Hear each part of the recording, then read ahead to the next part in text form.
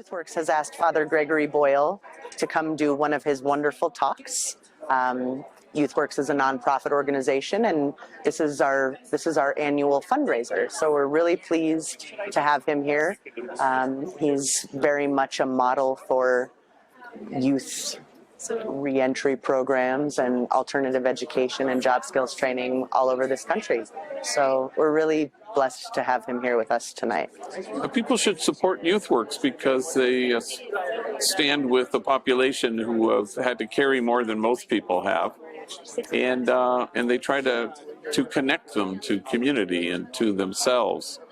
And if you believe that we belong to each other, then you will support an effort like YouthWorks that wants to help kids who have who need a second chance, they haven't had their first one. And because of that, the whole community benefits from such an effort as that. The ways to support YouthWorks certainly is by money, because it costs money to do the good work that they do, but also to employ the young men and women who are involved in this program, and then also to volunteer. There's a wealth of knowledge and goodness and that people could really bring to bear in helping these folks navigate their lives. And so if you're the proud owner of a pulse, then you can do something to help such a great program like YouthWorks. This is a very exciting evening for YouthWorks to bring two of our best supporters that bring the message of how to work in a community and treat everybody with human kindness. It's what YouthWorks strives to do. I do want to thank also our sponsors for making this happen. Without them, we wouldn't all be here. It's hard to pull off a big event like this when you're running massive programs and working with kids every day. So without their help, we wouldn't be here. And in particular, I want to thank the Santa Fe Boys Educational Foundation, the Doris Goodwin Walbridge Foundation, the Simon Charitable Foundation, and Los Alamos National Bank. Thank you. And also thank you for coming out to support YouthWorks. YouthWorks is an incredible program. I have seen it grow from its infancy to what it is today, and it's one of the most important programs that this community has for our youth. I was quite honored and excited when Malin Schuyler asked me if I would introduce Father Doyle. For those of you who don't know me, in my previous life, I was a practicing attorney for 17 years, and then I served 18 years as a district court judge here in the first district, which covers Santa Fe, Rio Arriba, and Los Alamos counties. In those jobs, it became quite frustrating not having many resources to offer either the young people that I was defending in court or the young people who were appearing in front of me as a judge. The solution at the time was to incarcerate people. The solution was not to try to change them, but rather to lock them up, remove them from our communities, warehouse them for a set period of time, and then release them back to the community, to the very same environment that led to their incarceration. There was no attempt to deal with the underlying issues that these people were facing, whether it be poverty, lack of education, drug addiction, alcoholism, lack of a supportive family structure, or in many cases, all of the above. The result should not surprise us that we were creating a revolving door where many would end up spending most of their lives locked up in prison. We were the last stop on that pipeline from cradle to prison. There had to be a better way. We looked for alternatives to incarceration, and in 1998, we started a drug court program here in Santa Fe County, which is a program that deals with addiction as a health issue and provides treatment and support to people rather than punishment and prison. We later opened a treatment court model that serves people with mental health issues who are also part of that revolving door, and provided them not only with medical treatment, but also provide them opportunities so the participants could not only understand, but manage their mental health. These programs have been successful in reducing recidivism in this community. Yet we were still lacking the component that would assist people in education and work skills and provide them with a nurturing community. And then along came YouthWorks. What a godsend for this community.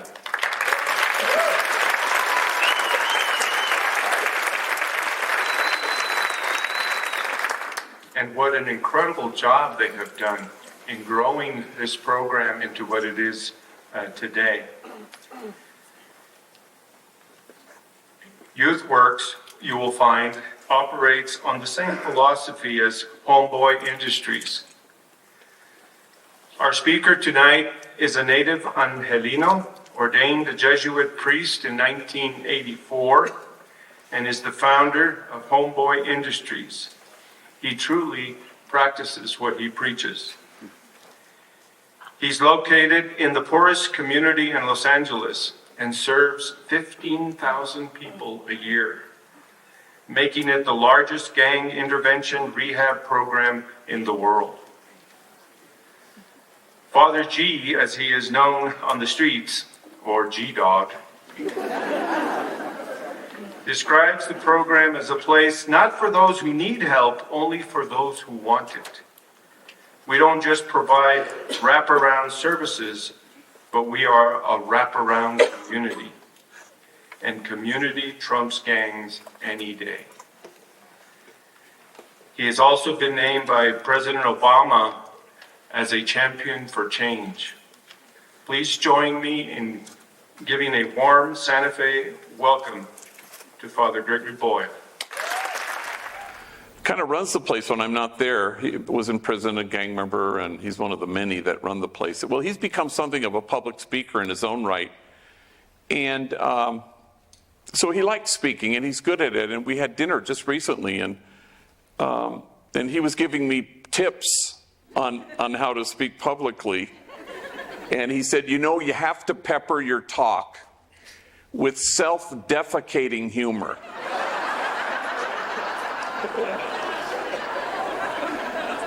I said, yeah, no shit. So brace yourselves. You know, I want to apologize at the gate, as the homies always say, at the gate, because so many of you came up and said, oh, I've seen this video, or I've seen the TED Talk, or I heard you before. So it happens. I don't know why that sort of undoes me. Because I fear that if I say anything that I've ever uttered before any of you, it throws me off. So once I spoke at a foster grandparent gathering in Southern California, and huge gathering of foster grandparents. Well, had spoken at the very same gathering the summer before, and I don't know why they invited me 2 summers in a row, but there you had it. And afterwards, this old grandmother came up to me right after the talk. I think she liked the talk because she had big tears in her eyes. She grabbed my hands and she looked me in the eye and she said, I heard you last year. It never gets better. So, kind of hoping she misspoke there, but not entirely sure. So anyway, I kind of do an aerial view thing. You know, what connects you? I love YouthWorks. They talk about you work with disconnected youth. I love that. I love that better than at risk. You know, it's like the whole goal is to connect. That's the vision of all of you. That's why you're here tonight.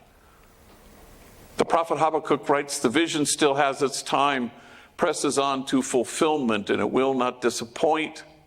And if it delays, wait for it.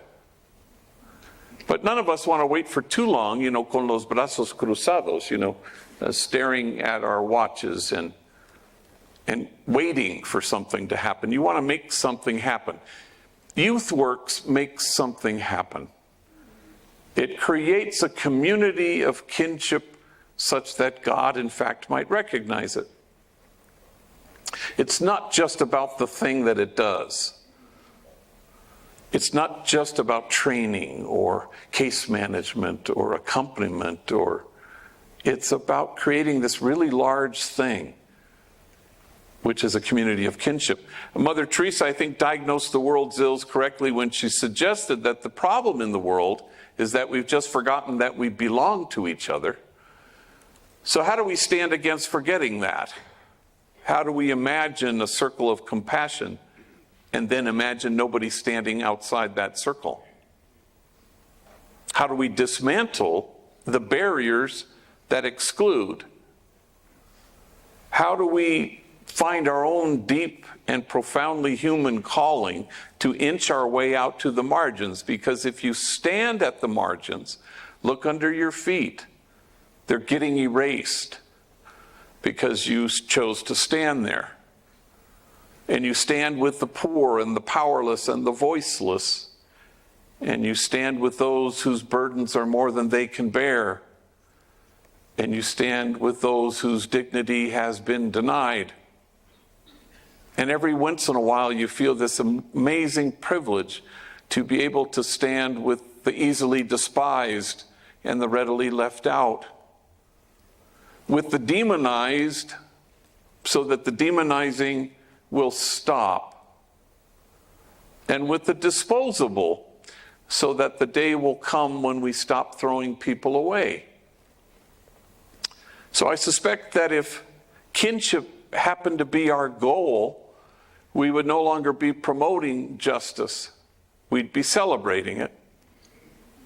For no kinship, no justice. No kinship, no peace. No matter how singularly focused we may well be on those worthy goals, they actually can't happen unless there's some undergirding sense that we are connected, that we belong to each other.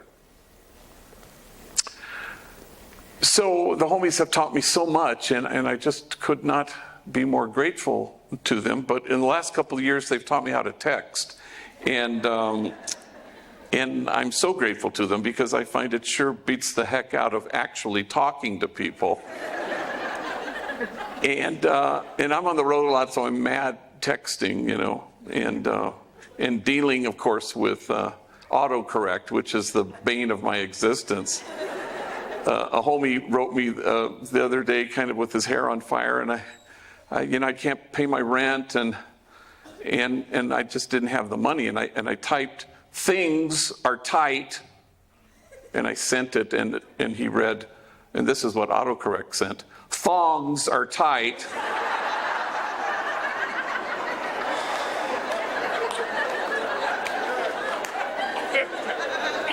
And he wrote me back, he said, "Sorry to hear that. What about my rent?" Anyway, but I'm pretty good at it, LOL and OMG and BTW. And the homies have come up with a new one, OHN, which apparently stands for, "Oh, hell no."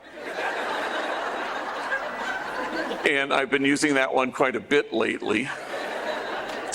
So there I am in a car with two older homies, Manuel and Poncho. And older Vato's been to prison and tattooed and do a variety of things. They're going to help me give a talk at a high school in Palm Desert. So that's about an hour away. So we meet at 9 when after our morning meeting where hundreds and hundreds of our workers gather. And so they got in the car and we go. And Manuel's in the front seat. Well, he gets an incoming text and he reads it to himself and he chuckles. And I said, "What is it?" He goes, "It's dumb. It's from Snoopy back at the office." Well, I'd just seen Snoopy. Snoopy gave me a big abrazote as the day was beginning. And Snoopy and Manuel worked together in the clock-in room, which is actually a hard job because they clock in hundreds and hundreds of our workers. And, gang members can occasionally be attitudinal, so it's a tough job. So I said, well, what's he say? Oh, it's dumb. Hang on. Hey, dog, it's me, Snoops. Yeah, they got my ass locked up at county jail. They're charging me with being the ugliest vato in America. You have to come down right now, show them they got the wrong guy.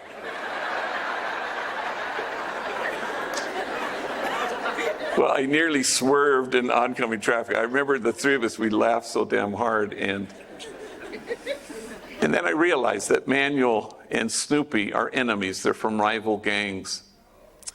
They used to shoot bullets at each other. Now they shoot text messages. And there's a word for that, and the word is kinship. How do we obliterate once and for all the illusion that we are separate? Wow, these farm workers, they sure love you. And Cesar just shrugged and smiled and said, the feeling's mutual. And of course, that's the whole point. And my guess is anybody who works at YouthWorks or volunteers there has that experience of this exquisite mutuality where there is no us and them. And that's the part of the whole goal, is how do we bridge the distance that separates us so that there need be no daylight that separates us. Well, no homie ever found more job opportunities than this guy Dreamer. Everybody called him Dreamer. He grew up in Pico Gardens housing projects, and I was always offering him jobs, either in one of our businesses, our social enterprises, or out in the private sector. But he was endlessly in his early 20s, he became something of a yo-yo. He'd be in and out of being locked up. I'd find him a job, and then he'd gravitate back to vague criminality, usually something involving drugs, the sale of or the use of, and then he'd wander back to me, and this was a pattern. A very smart kid. I knew him since he was a mocosito growing up in the projects, and very intelligent with a dangerous sense of humor, which I always enjoyed. But his early 20s were not good. So this one time, he finished a 4-month stretch probation violation, LA County Jail, and there he is sitting in front of my desk. And he says what gang members often say, this time it'll be different. Oh, okay, all right. So with him sitting there, I call a friend of mine who owns a vending machine company in Alhambra, California. And this guy had hired homies in the past. And I think maybe hoping against hope he'll do it again. And sure enough, he says, yeah, tell him he can start tomorrow. That is a holy man right there. And so Dreamer began work at the vending machine company the very next day. Well, 2 weeks later, there he is again in front of my desk. I go, híjole, Madre Santa, here we go again. And I'm pissed, and then he pulls out of his pocket his very first paycheck, and he waves it proudly, and he says, damn, G, this paycheck makes me feel proper. I mean, my mom, she's proud of me, and my kids, they're not ashamed of me. And you know who I have to thank for this job. And I said, well, gosh, who? And he looks at me strangely and he says, well, God, of course. Oh, no, that's right. That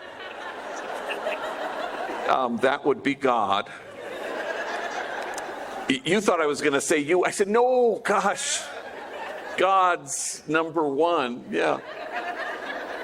He said, you are so lucky we're not living in them Genesis days. I'm sorry, them Genesis days. He goes, yeah, because God would have had struck down your ass already by now, he said, Well, all I remember exactly of that time was we dissolved in laughter. We just fell out of our chairs.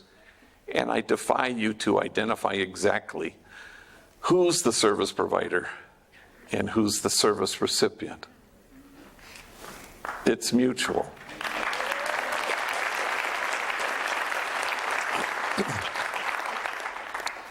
So some of you have read my book and some of you have seen things or another, but I'm going to do a little cliff notes on how Homeboy started in 1988 during the time I was pastor of the poorest parish in the city of Los Angeles, Dolores Mission. Nestled in the middle of two public housing projects, Pico Gardens and Aliso Village. At the time, it was the largest grouping of public housing west of the Mississippi. We had 8 gangs at war with each other. Making it, according to the LAPD, the place of the highest concentration of gang activity anywhere was my parish. I didn't know this. I buried my first young person killed because of this sadness in 1988. I will go home eventually this weekend and early next week, my 199th young man we all called Mono. So we did a lot of things in the early days. First thing we did was we started a school because there were so many junior high, middle school age gang members who had been given the boot from their home school. But people didn't want them, so they were just in the projects. You know, they weren't at school, so they were wreaking havoc and selling drugs and violent and writing on the walls. So I walked out to them in the projects and I would isolate them and I'd say, hey, if I found a school that would take you, would you go? And to my surprise, every single one said, yeah. And then I couldn't find a school that would take them, you know, so that kind of forced my hand. So across the street from the church is our elementary parochial school, 3 floors. First 2 floors were the school, K to 8. And the whole 3rd floor was the convent where the nuns lived. So I went up to the convent and I gathered all the sisters in the living room and I said, hey, you know, would you guys mind, you know, moving out and we could turn the convent into a school for gang members. And they said, sure, you know. So we were off and running. And that brought a lot of gang members to the church, not to mass, but to the church property. And that kind of, you know, upset the apple cart a little bit. So, you know, so people, because aren't churches supposed to be hermetically sealed? You know, good people in and bad people out. So that was a good gospel challenge, I thought. And then the gang member said, if only we had jobs. And the YouthWorks people can connect to this because, you know, it's, if you ask any kid who feels disconnected, it's what they will say. If you were to say, what would help? You wouldn't find one that didn't say job. So myself and the women in the parish, we marched around the factories that surrounded the projects trying to find felony-friendly employers. And that was not so forthcoming. And so then in 92 we had, well before that we kind of invented things. We had crews, you know, graffiti removal crews, light landscaping, maintenance. We had a crew of enemy gang members build a child care center. So when 92 came and the unrest in Los Angeles, everybody would have thought that our community would have exploded. And it didn't, as I told the LA Times. I think it didn't explode because we had 60 strategically hired gang members who suddenly felt invested in the place where they lived. And so we didn't torch it. And so a movie producer read this and he happened to have $500 million. And so he summoned me and he said, what should I do? And I said, well, why don't you buy this bakery, old abandoned bakery. It has ovens. It's right across the street from the church. And, you know, we can put hairnets on enemy gang members and they'll bake bread and we'll call it Homeboy Bakery. That was the extent of my business plan. And he said, sure. So we were off and running. And so there we were. And 2 months later, we started Homeboy Tortillas in the Grand Central Market, which was kind of old historic part of LA. And then once we had plural, we came up with the highfalutin Homeboy Industries, as if there was any industry involved in this, you know. Not everything worked, and I will be the first to admit it. Homeboy Plumbing really was not hugely successful. But who knew? People didn't want gang members in their homes. I did not see that coming. And then nobody ever intends to do such a thing, but you back your way into, you evolve into becoming now the largest gang intervention rehab reentry program in the world. 15,000 folks walk through our doors trying to get some hope and eke out some sense of purpose and dignity and have a reason to get up in the morning and a reason not to gangbang the night before. So just about anything you think might be helpful, we try to do it. We have a huge curricular piece for our 18-month trainee group. Hundreds and hundreds of folks, about 500 who work there, about 350 are in the training program. And classes like, we have GED and we have therapy, we have therapists and a huge mental health team. But then yoga and anger management and parenting, lots of curricular offerings. Huge case management, and they have huge caseloads. Free tattoo removal. No place on the planet Earth removes more tattoos than we do. We've evolved, now we're in our 4th headquarters, so we have a huge kind of clinic that's part of our headquarters where we have 3 laser machines, 1 paid physician assistant, 46 volunteer doctors, and about 50,000 laser treatments a year.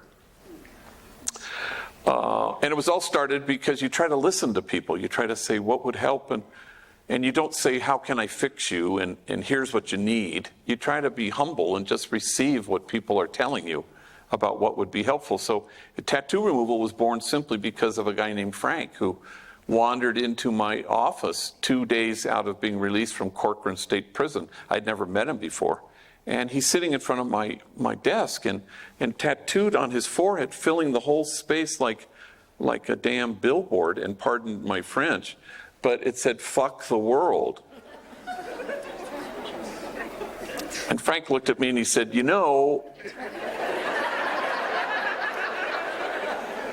I'm having a hard time finding a job.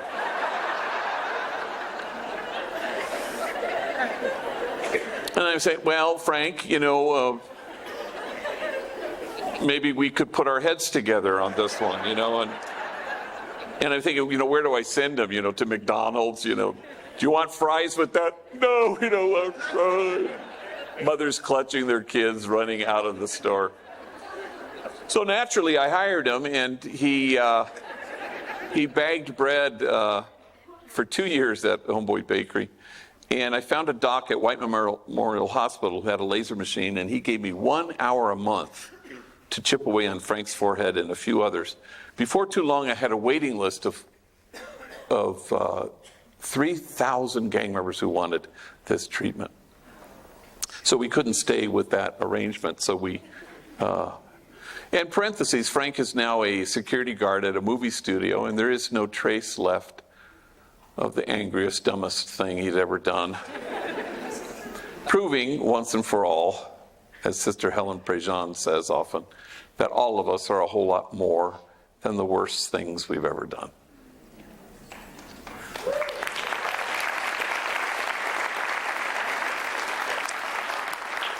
And so we have all our enterprises and our training programs, solar panel installation training program. That I recommend it to YouthWorks. It's really it's such a wonderful. People are hiring them and they get paid, and we get nationally certified. It's really a great program. Homeboy Bakery is thriving. Homeboy Silkscreen. Homeboy Diner is the only place you can buy food at City Hall. Homeboy Homegrown Merchandise, where we sell our logo stuff online and in our store at the headquarters. We have Homeboy Lunch Truck. That's about 6 months old now. We have a restaurant. If you ever fly American Airlines into LAX, we have a restaurant there. We have what we call Homeboy Grocery, where we sell our chips and salsas in all the Ralph's supermarkets in mostly all of California.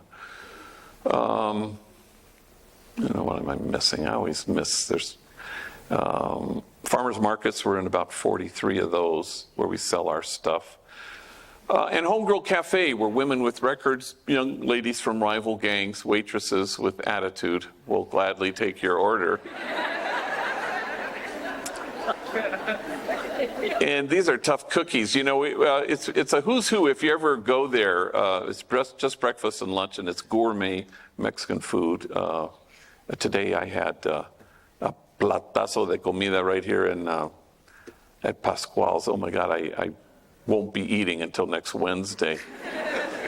But they have great food there, and a lot of celebs. Jack Black was there a couple weeks ago. Jim Carrey was there earlier this week. Recently, you know, we got with only 2 hours notice, the Secret Service called and said that Vice President Joe Biden was going to come for lunch. So it was motorcade and everything, and it was selfies all over the place, you know, and I was making my annual, I'm a Jesuit priest, so I was making my annual 8-day silent retreat. So I wasn't there, but I got a voicemail message. It said unknown.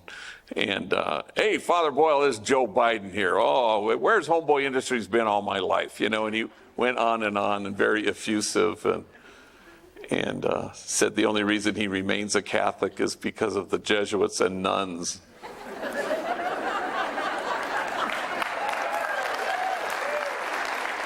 Me too, Joe. And he goes, and now with this Pope, wow, he just went on. It was the longest message I haven't erased it because it's just, I still haven't heard all of it yet. But when I came back, this kid, Louis Mora, wanted to kind of feel, while you were gone, we were visited by an MVP. Do you mean a VIP? That one. Damn, do you imagine here at Homeboy Industries, we were visited by the Vice President of the United States, Mitt Romney. I swear to you.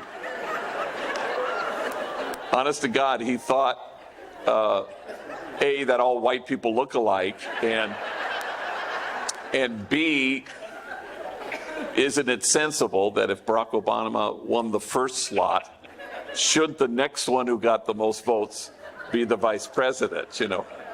So we're thinking of adding a current affairs class to our curriculum. Anyway, so once Diane Keaton famously showed up for lunch at Homeboy Industries, she of Godfather movies and Academy Award at Annie Hall. And her waitress this day is Glinda. Glinda's a tough cookie. She's been to prison, gang member, tattooed felon. You wouldn't want to meet her in a dark alley or even a well-lit one. You know, she's tough. And so she doesn't have a clue who Diane Keaton is. And so Diane Keaton says, what do you recommend? And Glinda rattles off the 3 platillos that she particularly likes. And Diane Keaton says, I'll have that second one. That one sounds really good. And it's at that moment something dawns on Glinda. She goes, wait a minute. I feel like I know you from somewhere. You know, like maybe we've met. And Diane Keaton decides to deflect it humbly. Oh, gosh, I don't know, I suppose I have one of those faces that people think they've seen before. And Glinda goes, no, now I know. We were locked up together.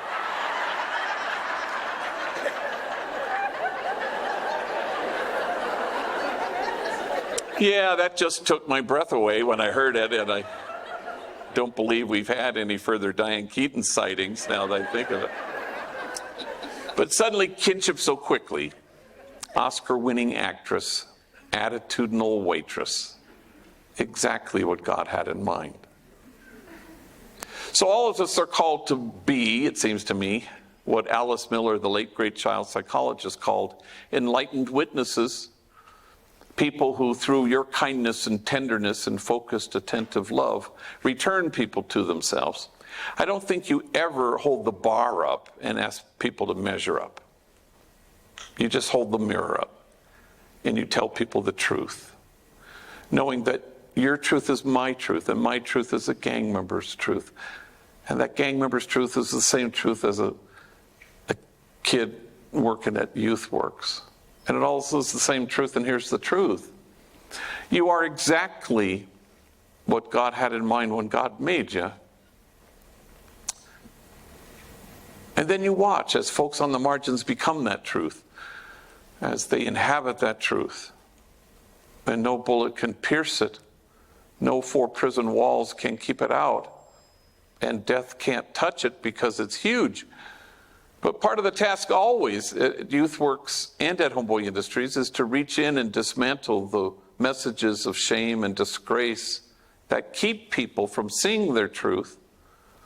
Marcus Borg, the great scripture scholars who recently died, said that the principal suffering of the poor throughout history is shame and disgrace, and I think that's quite right.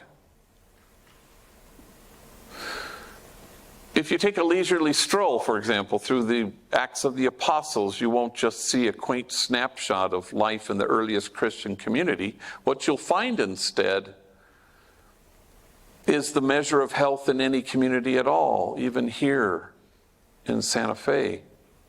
Things will leap off the page, things like, see how they love one another. That's a pretty good measurement. There's nobody needy in this community. That's an excellent metric. But my favorite one is an odd one, and it just says simply, and awe came upon everyone. It would seem that the measure of our health may well reside in our ability to stand in awe at what the poor have to carry, rather than stand in judgment at how they carry it. So some years ago, I was invited to speak at in Richmond, Virginia, to 600 social workers. And sometimes I don't read these invitations so carefully. I say, oh, sure, and then way too late, I kind of go, what is this thing again? And that was probably a keynote. Maybe I open it, maybe I close the thing. It's a gang in-service from 9 to 5. I am to be the only speaker. So I invite 2 homies into my office, Jose and Andres, and I sit them down and I said, look, you're coming with me to Richmond, Virginia. I want you to get up and tell your stories. Take your time.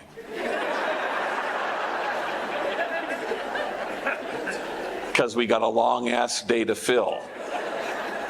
Well, I never heard their stories, and Jose gets up, and he's about 25 years old at the time, and he had been part of our trainee, 18-month trainee. He began in what we call the humble spot. Everybody begins in the first 3 months cleaning toilets, because if you're a shot caller in a gang, you're going to clean toilets just like anybody. And then he moved up into clerical positions, and everybody moves up finally into one of our businesses. But he ended up being a very valued member of our substance abuse team, a man solidly in recovery himself. And now he was helping younger guys deal with their addiction issues. Gang member, felon, been to prison, but at 25 years old, he had already had a long stretch of time as a homeless man, and an even longer stretch as a heroin addict. And he got up and began in a self-effacing way. He said, I guess you could say my mom and me, we didn't get along so good. I think I was 6 when my mom looked at me and she said, why don't you just kill yourself? You're such a burden to me. Well, 600 social workers gasped. And he said, it sounds way worser in Spanish, he said to them. Honest to God, we got whiplash going from gasp to laugh. He said, I think I was 9 when my mom drove me down to the deepest part of Baja California. And she walks me up to an orphanage. She knocks on the door. The guy comes to the door, and she says, I found this kid. And she left me there for 90 days until my grandmother could get out of her where she had dumped me. My grandmother came and rescued me. My mom beat me every single day of my elementary school years with things you could imagine and a lot of things you couldn't. Every day my back was bloodied and scarred. In fact, I had to wear 3 t-shirts to school every day. The first t-shirt, because the blood would seep through. And the second t-shirt, you could still see it. Finally, the third t-shirt, you couldn't see any blood. Kids at school, they make fun of me. Hey, fool, it's 100 degrees. Why are you wearing 3 t-shirts?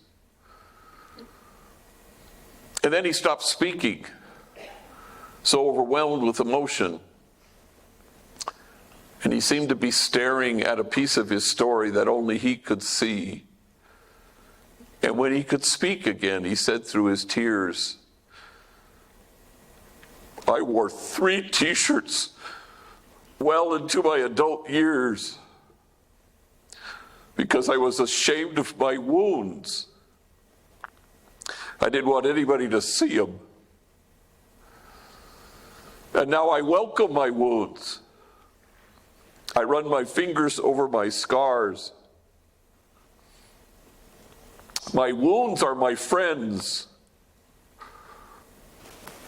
After all, how can I help heal the wounded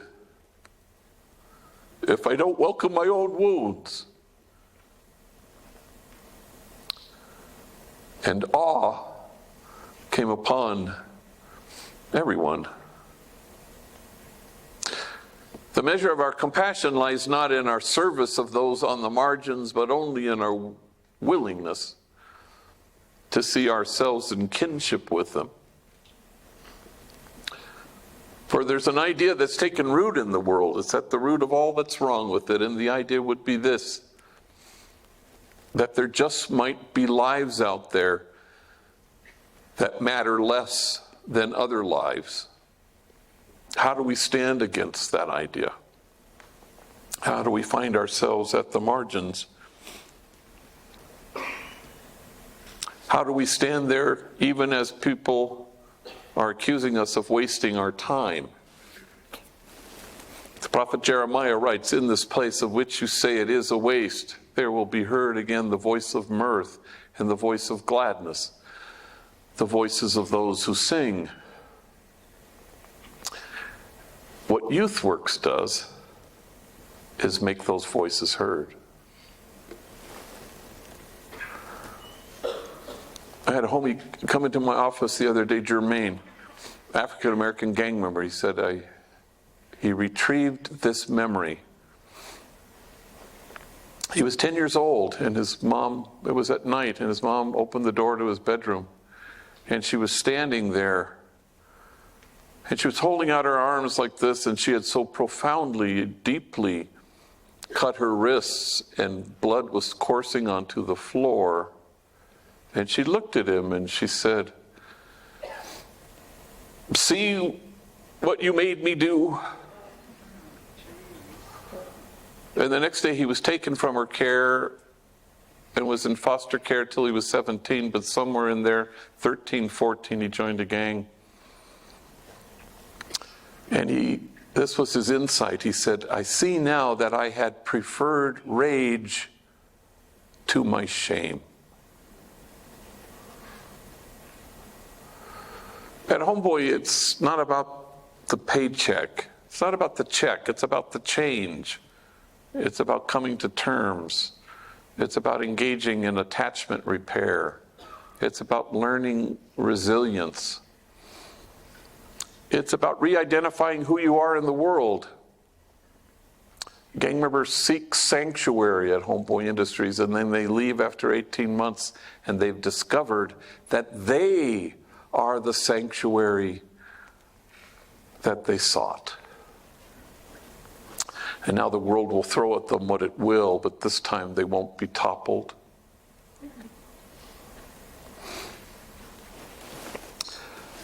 YouthWorks diagnoses the problem correctly. A lot of cities, a lot of counties, a lot of states, a lot of people come up with the perfect answer to the wrong question. Everything depends on your diagnosis. Nobody in this room has ever met a healthy treatment plan that was born of a bad diagnosis. That's never happened. Some of you know that I, can struggle occasionally with leukemia. Or as the homies say to me still, I hear your cancer's in intermission. Yes, apparently it's stepped out to the lobby to buy popcorn. May the line be long. A homie called me from jail the other day, collect, and because I had to go back into treatments recently, and he said, you got to be honest with me. I said, I will. Are you dying? I said, no. Whew, I thought so. That's what I told this guy, my cellie. I told him, I know G has cancer, but he's getting that shit fixed. I said, slow down with the medical jargon, because hard for me to keep up. But anyway, I went to I went to give blood. I always used to give blood, and my dad always gave blood, so I always give blood. And then the guy said, ooh, get to a doctor. So I went to a doctor, and who I no longer go to, who said I didn't have, he diagnosed me as, and treated me for mononucleosis, for a whole year. And I think we can agree that maybe there's a difference, between leukemia and mononucleosis. So my point is that a bad diagnosis is never neutral. It always does damage. It always puts you behind the 8 ball, and you don't want that to happen. We want to get this right. We don't want the perfect right answer to the wrong question. We want to know what language is violence speaking. It's the language of the despondent and the damaged and the traumatized and the mentally ill. You can't round up enough of those folks. That won't ever heal. Only community will. If love is the answer, community is the context, and tenderness is the methodology. That's the connective tissue that joins you. So there I was on the Dr. Phil show. I know, what was I thinking? But we thought we had talked them down from doing something dumb. So they're going to promote my book, and it was a whole hour devoted to Homeboy Industries. So how bad can this be? So I'm backstage, I hear Dr. Phil, and now, ladies and gentlemen, the founder and executive director of Homeboy Industries, Father Greg Doyle. Well, I go out there, and bleachers with the audience, and they're clapping, and to my horror, there's Phil in the middle of the stage, sitting on his stool. My empty stool is next to him, awaiting me. But on his side of the stage is a gorgeous, beautiful mahogany coffin on one of those 4-wheel dolly deals with velvet draped around it. And on my side of the stage, it was a perfectly reconstructed jail cell with bed and toilet and sink and bars. They went to great expense for these 2 set pieces. Well, you already know where this is going. So they flew out, the producers flew out 3 young men, 13, 14, 15, African-American, a Latino, and a Caucasian kid. They flew them out with their very distraught single mothers. And each one of them apparently had been walking perilously close to some kind of gang involvement. So each one at a time, he'd kind of figuratively grab them by the lapels, and say, don't you see where this choice is leading you? That was a pretty good fill, was it? No, anyway, don't you see? And so, how's that working for you? And so, and of course it was, death or prison, and finally by the 3rd kid, I said, look, how do I break this to you? These kids don't need more data. They don't need more information. They know this will lead to death or prison. They don't care that it will. And that's the key diagnostic moment. Gangs are the places kids go when they've encountered their life as a misery. And who doesn't know by now that misery loves company? It's about a lethal absence of hope. Nobody in this room or outside of it has ever met a hopeful kid who joined a gang. That's never happened, ever. And if your present isn't compelling for you, and you can't conjure up an image of what tomorrow might look like, then you stop caring whether you inflict harm and you don't care whether you duck to get out of harm's way. That's the right diagnosis. That's the right answer, right question. And so you choose as a community to infuse hope to kids for whom hope is foreign, and you heal the damaged and the traumatized, because if they don't transform their pain, they'll just keep transmitting it. And finally, you deliver mental health services in a timely and culturally appropriate way.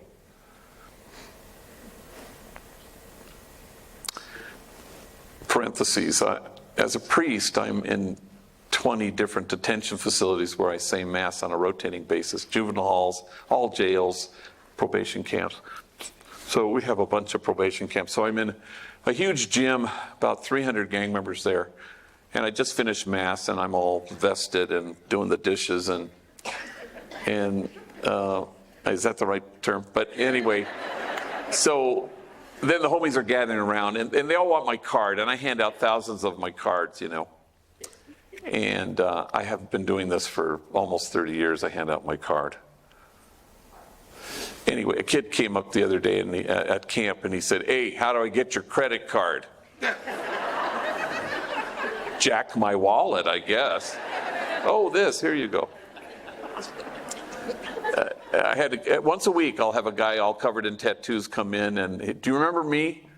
"No, actually I don't." "Well, you baptized me at Central Juvenile Hall." "Wow." I had a kid come in, the other guy, you know, right out of prison, tattooed. "Remember me?" I said, "No, actually I don't." "I made my first commotion with you." And I'm going to bet it wasn't your last. But this guy, the commotion guy, reached into his pocket and he pulled out of his wallet this card, and he handed it to me. And I went, "Oh my God, this is like 4 addresses ago. It's so old. It was old, crinkly and yellowed and worn. And wow, that's from 1848 East First Street. We haven't been there in a long time." So I go to give it back. He has big tears in his eyes, and he says, "I should have called you."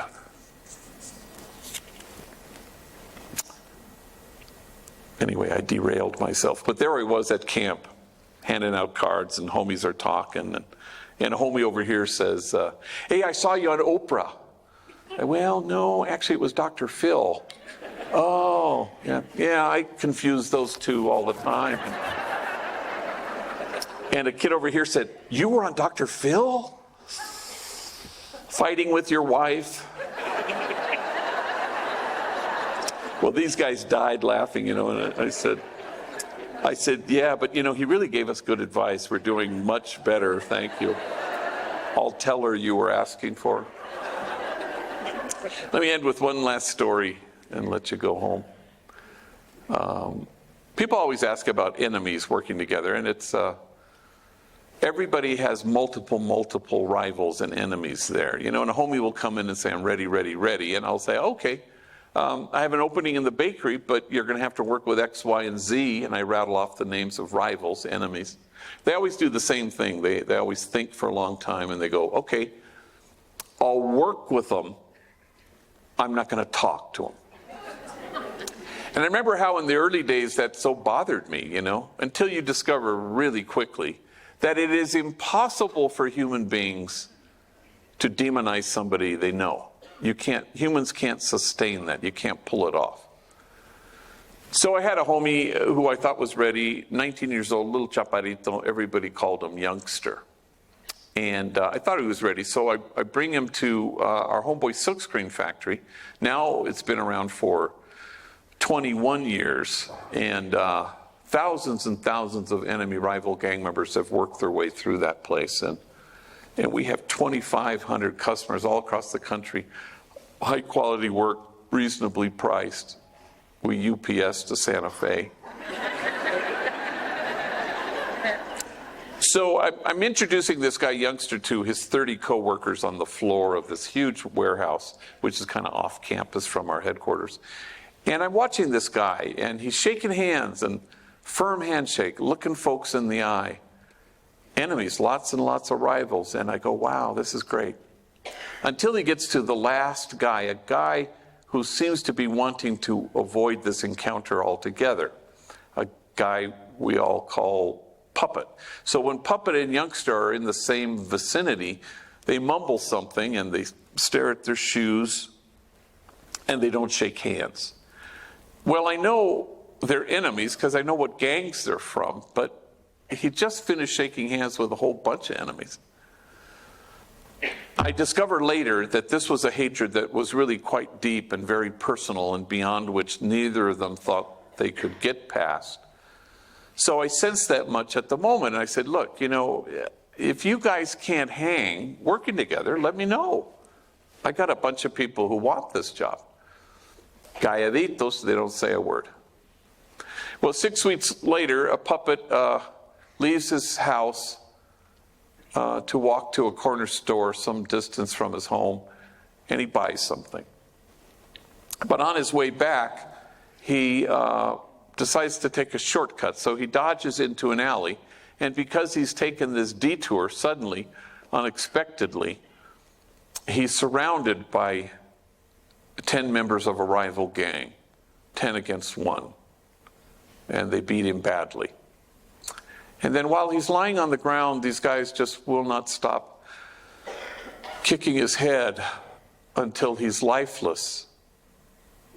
And somebody finds his body and takes him to White Memorial Hospital, where he's declared effectively brain dead. But it's the policy there to keep you connected to machines for 48 hours so you can get 2 days, full days of a flat read where there's no brain activity. And once you get that, then the doctors can sign the death certificate and make it official. So this allowed family and friends to gather. I was at St. Louis University giving a talk. I flew home immediately. I've seen a lot of horrible things in my life, but nothing to compare to the sight of this young man with his head swollen many times its size. It was horrifying. You could barely train your eyes on him. So at the end of the 2 days, as a priest, I said a blessing over him. I anointed his forehead with oil, con la unción de los enfermos. We disconnected, and a week later I buried him. But in the first 24 hours, as Puppet was lying beaten in the hospital, I was alone in my office. It was 8:30 at night, and the phone rings, and it's Youngster, Puppet's co-worker from the silk screen. Hey, he says, that's messed up. About what happened to Puppet? I said, yeah, it is, Mico. And then with a certain kind of eagerness even, he says, is there anything I can do? Can I give him my blood? And we both fall silent under the weight of it. Until finally he breaks the silence, choking back his tears. And he says with great deliberation, he was not my enemy. He was my friend. We worked together. Now, can I say that always happens at Homeboy? Of course it does. Any exceptions? No. I can't think of a single one. And it shouldn't surprise us that God's own dream come true for us, that we be one, just happens to be our own deepest longing for ourselves. For it turns out it's mutual.